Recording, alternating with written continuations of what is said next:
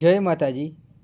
भाईओ बहनों वडीलो संतो महासंतो महाअनुभाव नाना भूलकाओ અને પાછા મારા મિત્રો જૂના અને જાણીતા તો પછી તમને હું કહેવા માગું છું કે જો એક તો હું કામ ધંધાવાળો માણસ છું અને થોડી તમારા પર તમને ભગવાનના પર થોડી ખેતી કરું છું અને કાળી મજૂરી કરું છું બરાબર. તો મારો આ તો અનુભવ બોલા બરાબર. હું ખેતી કામ કરું પછી કારીગર ચણતર પ્લાસ્ટર સ્પેશિયાલિસ્ટ કારીગર એટલે મારો અનુભવથી હું તમને વાત કરું કે જુઓ તમે છોકરાઓ માટે વાત કરો કે નિશાળે ભણવા જતા હોય બરાબર. હવે ભણવા જવામાં જો એક ક્લાસમાં અમુકમાં 50 છોકરો હોય 40 હોય કોઈ તો 100 છોકરો હોય માસ્ટર બધાને એક એકને અલગ અલગ સામેલમાં દાખલો હોય કે પ્રશ્ન સામેલ બધાને કહી દે. હવે જે તેજસ્વી ચાલલો હોય એટલે ભગવાને બધાને હરખી બક્ષીસ આપી નથી, કોકને ઓછા વધતી હોય બરાબર.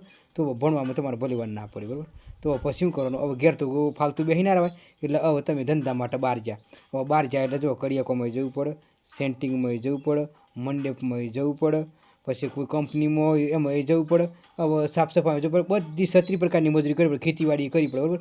હવે આ કામ કરવા જાય ને એમાં ઈમાનદારીથી દિલ દઈને કામ કરવું પડે. પછી એમાં તમે લપ્પન સપ્પન કરવાના, પુલ મારવાના, ઈધર કિધર કરવાના, ગપ્પા ગપ્પી કરવાના, લોકોના બૂચ મારવાના, એમાં તમારે ભલીવાર નહીં પડે. એટલે પછી અહીં તમે નાઠા ઘેર આવે એટલે ઘરનો વોશ નહીં દેખાય, પાછા કુટુંબવાળો વોશ નહીં દેખાય, હગવાળો વોશ નહીં દેખાય, 4 જણા બેઠા હકનો આપણે બેહવાની દે બરાબર. તો પછી આપણે અત્યારે જો હકીકતમાં ઈમાનદારીથી ભણવામાં વ્યવસ્થિત ભણાય અને ભણવામાં નહીં ભરવાર પડ્યું તો એવું નથી. તો કોમમાં ચોક સારી જગ્યાએ વ્યવસ્થિત સોટીને કોમ કરીએ તો એમાં આપણું નોમ બને ને અને પેમેન્ટ વધે અને બધું વાહ થાય.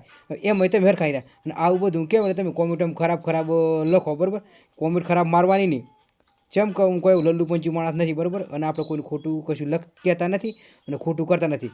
જેમ કે જો 2 હાથ હાલવાનું નહીં પોકાય, 1000 હાથવાળા આલે ને એને પોકા ભગવાનનું બાથી પડી લે. ચમ કે આપણી નીતિ સાફ બરાબર. આપણે કોઈ ગિલિન્ડરી કરતા નથી બરાબર. અને હું સાચું કહું એમાં જૂઠું